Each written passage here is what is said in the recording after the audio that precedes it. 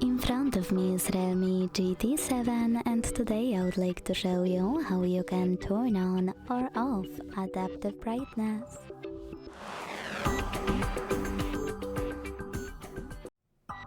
Begin by opening device's settings.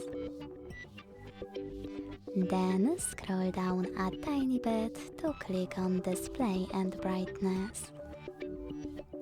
Now it's time to use gray switcher next to auto brightness located under brightness slider.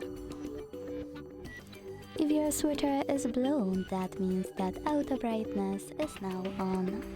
To turn it off, tap on blue switcher until it's gray. Thanks so much for watching. If you enjoyed this video, don't forget to leave a like, comment and subscribe. Bye!